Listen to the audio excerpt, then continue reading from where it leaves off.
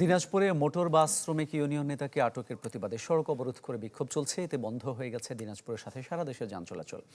এই বিষয়ে সবশেষ খবর জানাতে চাই, আমাদের সঙ্গে যোগ দিচ্ছেন সহকর্মী বিপুল সরকার সানি। সানি, দিনাজপুরের সবশেষ পরিস্থিতি আমাদের জানাবেন। আরেকটা বিষয় আপনার কাছে জানতে চাই, শ্রমিক নেতাকে গ্রেপ্তারের পর কি কারণে হঠাৎ পরিস্থিতি এতটা উত্তপ্ত হয়ে উঠল?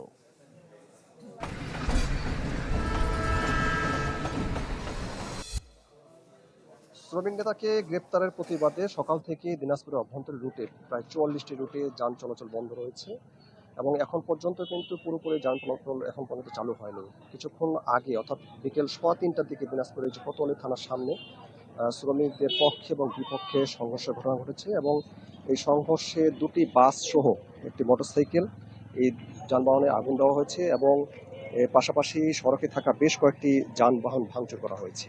আমাদেরকে শ্রমিক যারা এখানে আন্দোলনরত ছিলেন তারা যেটি আমাদেরকে জানিয়েছেন যে আসলে শেখ বাদশাকে গতকাল রাত্রে গ্রেপ্তার করা হয় এবং তাকে গ্রেপ্তার করা হয়েছে তাদের অভিযোগ যে সামনে মোটর পরিবহন শ্রমিক ইউনিয়নের একটি নির্বাচন রয়েছে, ত্রিবার্ষিক নির্বাচন। এই নির্বাচনে সাধারণ সম্পাদক পদপ্রার্থী তিনি, মূলত সাধারণ সম্পাদক পদপ্রার্থী হওয়ার কারণে তাকে গ্রেপ্তার করা হয়েছে এমন অভিযোগ কিন্তু তারা করেছেন এবং তাকে ছেড়ে দেওয়ার জন্য এবং গ্রেপ্তারের প্রতিবাদে সকাল থেকে দিনাজপুরের অভ্যন্তরীণ রোডগুলোতে যানবাহন চলাচল বন্ধ রেখেছিল।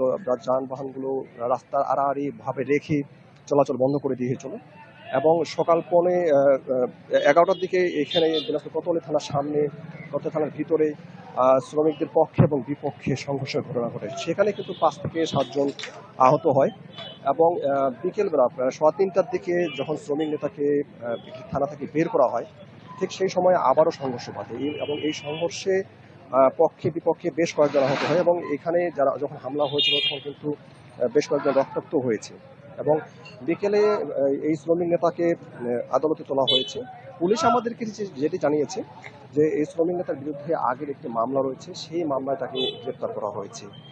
যদিও শ্রমিক যে সাধারণ শ্রমিকরা তারা যে দাবিটা জানিয়ে আসছিলেন যে তাকে আসলে মূলত নির্বাচনকে কেন্দ্র করে নির্বাচনে তিনি যাতে প্রার্থী না হতে পারেন তার জন্য তাকে গ্রেপ্তার করা হয়েছে।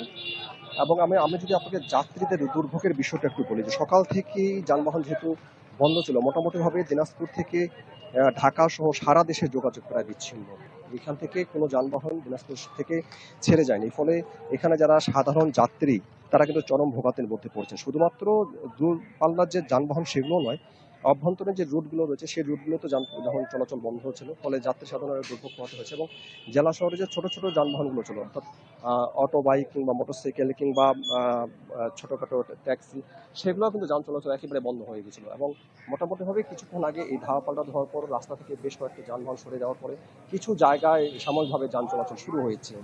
মামু, ধন্যবাদ আপনাকে। দিনাজপুর থেকে জানাচ্ছিলেন সহকর্মী বিপুল সরকার সানি।